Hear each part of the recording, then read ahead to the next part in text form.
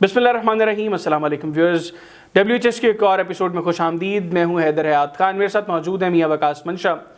आज की इस वीडियो में हम डिस्कस करेंगे IMF जिसने गवर्नमेंट के ऑलरेडी वो कहते हैं ना कि नाक तो लकीरें कटाती हैं, और अब हुकूमत ने जो एक आम आदमी को रिलीफ देने की कोशिश की पेट्रोल की मद में, पेट्रोलियम मसनूआत की कीमतों में दो कीमतें दरअसल मुल्क में करने की स्ट्रेटजी बन रही है, जिसको अगले 6 महीने में as per state minister for petroleum Mossadegh Malik साहब इम्प्लीमेंट भी करना है। वो ये है कि मोटरसाइकिल सवार, रिक्शा वाले, मिनी लोडर्स, उसके बाद छोटी गाड़ियों वाले, उनके लिए पेट्रोलियम मसनूआत की कीमतें और होंगी, और जो बाकी लोग हैं जो अगर मैं गलत नहीं हूँ तो 1000 सीसी से बड़ी गाड़ियों वाले, उनके लिए पेट्रोलियम मसनूआत की कीमतें और होंगी। अब इसमें दो थ्योरीज सामने आ रही हैं। एक तो ये कि जो मोटरसाइकिल चलाने वाले जो एक कैटेगरी है जिसमें मोटरसाइकिल सवार, रिक्शा वाले, मिनी लोडर्स वाले और 1000 सीसी से नीचे कारों वाले, उनके लिए पेट्रोलियम मसनूआत की कीमतों में 100 रुपये कमी आ जाएगी, और दूसरे जो हजरात हैं वो 100 रुपया एक्स्ट्रा पे करेंगे। दूसरा ये है, इस तरह गैप बनता है 200 रुपये का। दूसरी थ्योरी, क्योंकि अभी इसमें क्लैरिफिकेशन नहीं है, दूसरी थ्योरी ये है कि एक जो क्लास है, जो एक कैटेगरी है, वो आज का रेट पे करेगी जो अभी मौजूदा रेट है, यानी उनके लिए रेट में कमी नहीं होगी, और जो दूसरी कैटेगरी है वो आज के रेट से 100 रुपये ऊपर पे करेगी, या आज के रेट से 50 रुपये यहाँ से कम कर दिए जाएंगे एक कैटेगरी के लिए, और दूसरी कैटेगरी के लिए 50 रुपये रेट बढ़ा दिए जाएंगे, यानी 100 रुपये का गैप क्रिएट किया जाएगा। तो ये जब अनाउंसमेंट्स हो रही थी स्ट्रैटेजी की, मुसद्दिक मलिक साहब कर रहे थे, बड़ी उन्होंने मंजर कशी की जी के एक कैटेगरी उन लोगों की है जो खातून अपने खावंद के साथ मोटरसाइकिल पर बैठी है और वो सोच रहे हैं कि मोटरसाइकिल की पेट्रोल की के अखराजात को कैसे पूरा करना है, घर में जो है वो दाल रोटी सब्ज़ी कैसे जो है वो पूरी करनी है, हालात को कैसे माशी तौर पर चलाना है।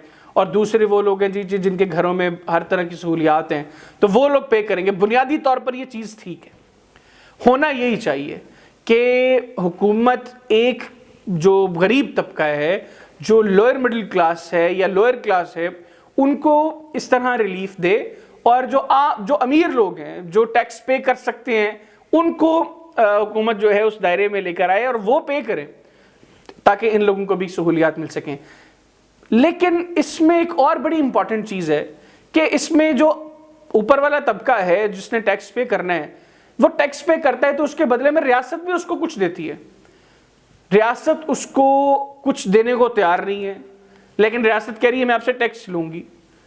जो लोअर क्लास है जिसको रियासत ने पे करना है, इस स्पेसिफिक स्कीम की, स्पेसिफिक जो हुकूमती स्ट्रैटेजी है, मैं उसकी बात कर रहा हूँ, वहाँ पर इतनी से चेंज से बहुत पॉजिटिव फ़र्क नहीं आ सकता। आलमी मंडियों में जो पेट्रोलियम मसनूआत की कीमतें हैं वो जिस सतह पर आ गई हैं, और मौजूदा डॉलर के रेट को अगर देखा जाए तो अगर मैं गलत नहीं हूँ तो हुकूमत को आज आम आदमी को 85 रुपये पे पेट्रोल देना चाहिए। मैं गलत हो सकता हूँ, उसमें मेरी कैलकुलेशंस गलत हो सकती हैं, लेकिन हुकूमत हमसे क्या चार्ज कर रही है?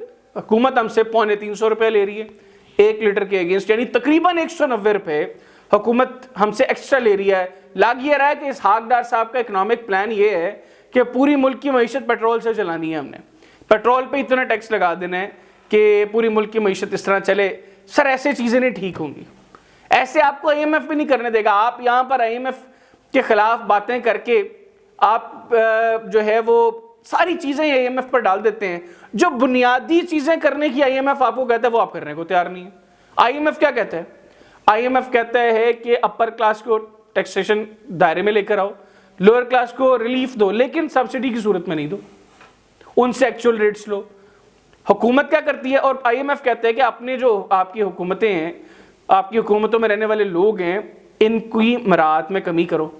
इन्होंने पिछले दिनों कहा जी कि गाड़ियाँ छोटी हम लेकर आएंगे, बड़ी गाड़ियाँ जो है वो वापस कर दी जाएंगी ताकि उससे माशी हालात जो हैं उसके अंदर कोई फ़र्क पड़े। बहुत फ़र्क तो नहीं पड़ेगा, लेकिन ये पॉजिटिव चीज़ें हैं, गवर्नमेंट को करनी चाहिए थी। मैं पिछले दिनों उसी हवाले से जो कमेटी बनाएगी उसकी खबर पढ़ रहा था कि लोग गाड़ियाँ वापस करने को तैयार नहीं है, बड़ी गाड़ियाँ वापस देने को तैयार नहीं है। बहुत से लोगों ने वॉलंटरीली दे दी, गवर्नमेंट की स्कीम से पहले एहसन इकबाल साहब ने दे दी। تو یہ جو سارے حالات ہیں اس میں جو گورنمنٹ جو اسٹریٹجیز بنا رہی ہیں کیا واقعتاً عام آدمی کو اس سے ریلیف ملے گا؟ سیکنڈلی آئی ایم ایف جس طریقے سے حکومت کو کرٹیسائز کر رہی ہے, حکومتی اقدامات سے سیٹسفائڈ نہیں ہے, اگر آئی ایم ایف ہی نہیں حکومت کو کرنے دیتی ہے سارے معاملات تو پھر جو پہلے سے اعلانات ہیں ان کا مقصد کیا ہے؟ وکاس منشا صاحب میرے ساتھ موجود ہیں. بڑا طویل انٹروڈکشن میں وکاس منشا صاحب کروا چکا ہوں. آئی ایم ایف الاؤ کرے گی حکومت کو کہ اس طریقے سے آپ دو معاملات کو لے کر چلیں؟ نہیں, میرے خیال میں آئی ایف میں بالکل بھی الاؤ نہیں کرے گی. حیدر بھائی, جو میرے خیال سے جو میں نے مصدق ملک کی شاید بات سنی ہے, جو گورنمنٹ کے نمائندے کا شاید ٹویٹ بھی چیک کی ہے, 50 سے 30 روپے کا فرق ہوگا. پہلے 50 سے 30 تھا جی, اس کے بعد مصدق ملک صاحب نے کہا جی کہ مجھے وزیر اعظم صاحب نے کہا ہے کہ اس کو 100 کرنا ہے. وہ اب دیکھیں 100 کیسے کرتے ہیں, میرے خیال سے وہ یہ اس کو سبسیڈائز کر دیں گے کہ جو اچھا انہوں نے یہ بھی کہا کہ اس میں سبسڈی نہیں ہوگی. نہیں, وہ اصل میں یہ کرنے کی کوشش کر رہے ہیں نا. آپ نے جو ابھی بات بھی کی ہے عالمی منڈی میں تقریباً 50 روپے فی بیرل تقریباً ریٹ ہے, 65-50 کے ارد گرد, اور 100 تک دیا جا سکتا ہے. یہ گورنمنٹ تو سارا ٹیکس چارج کر رہی ہے نا. یہ تو آئی ایم ایف نے کہا کہ آپ کے پاس آلریڈی ٹیکس جو ریونیو ہے وہ جنریٹ کرنے کتنے ذرائع نہیں ہیں, آپ اپنا ٹیکس نیٹ بڑھا نہیں رہے, تو ہمیں اپنا بجلی اور کیا کہتے ہیں جو آئل ہے, پیٹرول ہے, اسی سے اپنی مطلب بتائیں نا کہ آپ کس طرح ہماری قسط واپس کریں گے, اس لیے اتنا امپوز کیا جا رہا ہے. تو اس میں میرے خیال سے میں نے دیکھا کہ وہ کوئی او ٹی پی آئے گا, جس کی موٹر سائیکل جس کے نام پہ رجسٹرڈ ہے وہ اپنی رجسٹرڈ کروائے گا, اور جا کے کوئی میسیج آئے گا. یہ ایک پراپر عجیب سا مطلب میرے سسٹم بنانے کی کوشش کر رہے ہیں. اور اسی طرح کا مصدق ملک صاحب وہ گیس کے بلوں پہ بھی کہا تھا کہ پتہ نہیں وہ کس طرح جنریٹ کرتے ہیں بل, کہ جو مطلب ٹیرف کے حساب سے جو زیادہ ٹیکس ہوگا وہ جو زیادہ گیس استعمال کرے گا وہ کر رہے ہیں. یہ کوشش یہ ممکن ہے, اس کے لیے آئی ٹی جو ٹیکنالوجی کو استعمال کیا جا سکتا ہے, آپ اگر ایک سسٹم بنا لیں. پر جس طرح نہیں, میں تو اس کو اپریشیٹ بھی کر رہا ہوں, یہ اچھی چیز ہے.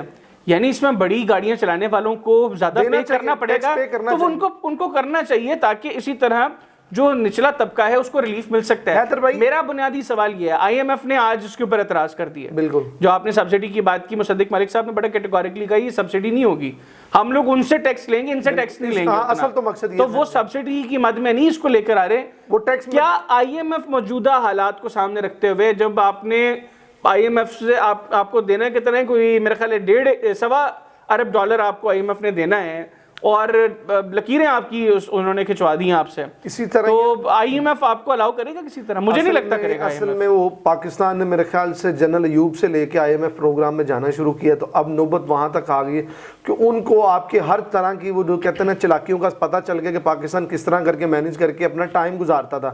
اب وہ چیز کو کہتے ہیں پانی پلوں کے نیچے سے بہہ چکا ہوا ہے, انہیں پتہ چل چکا ہوا ہے کہ وہ اس چیز کو کیسے ٹیکل کریں گے.